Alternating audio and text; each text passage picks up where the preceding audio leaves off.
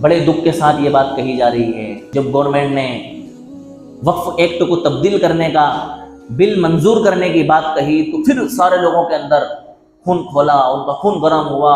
अरे ये क्या हुआ एकदम से? अभी तक हम सो रहे थे? क्या कर रहे थे अभी तक हम? 2013 से लेकर आज तक हम अपने वक्फ की हिफाजत नहीं कर पाए। जहां पर नाजायज कब्जे थे वो कब्जे हम नहीं हटवा पाए। जो किराया 10 रुपए से लेकर के 50 रुपए तक का था उस किराए को मार्केट रेट पर नहीं ला पाए। लानत है हमारी ऐसी बेहसी पर। ये हमारा कानूनी इख्तियार था।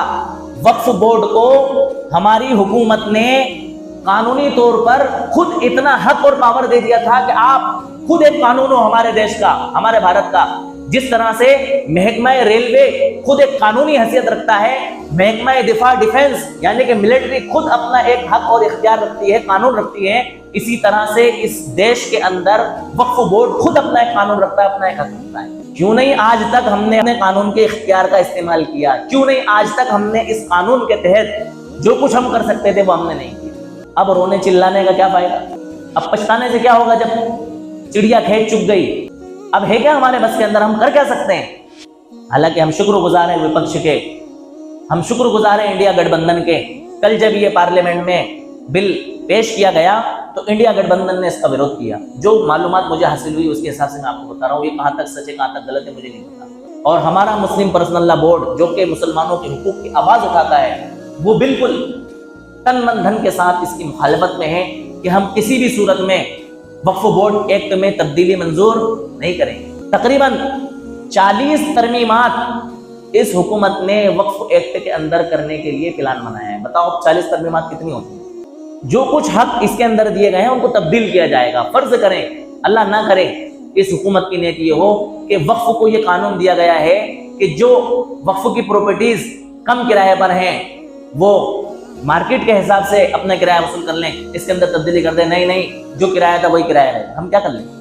वक्फ को यह हक दिया गया है कि जहां पर नाजायज कब्जे हैं वो कब्जे वक्फ अपने कानून के तहत और वक्फ अपने इख्तियार के बलबूते पर वो नाजायज कब्जे हटवा सकता है।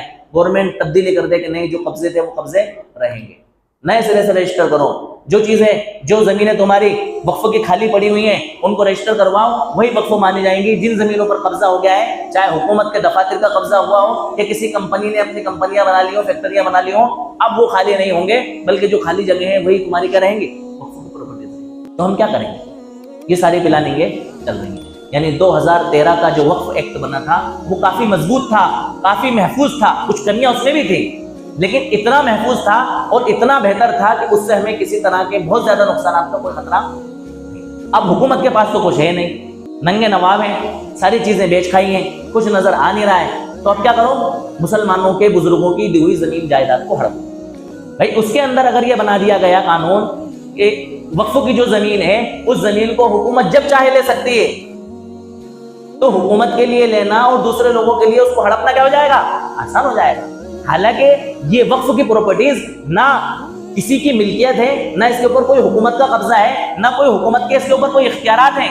भाई ये प्रॉपर्टीज तो हमारे पुरखों ने, हमारे बुजुर्गों ने रिफाए आम के लिए दी है। और वक्फ ऐसा शोबा है वक्फ का कि वक्फ सिर्फ मुसलमानों ने नहीं किया, बल्कि उस वक्त के राजा महाराजाओं ने भी मुसलमानों की जरूरत के लिए बहुत सारी जायदादें वक्फ की हैं, मस्जिदें बनवाई हैं, कब्रिस्तानों के लिए जगह दी हैं।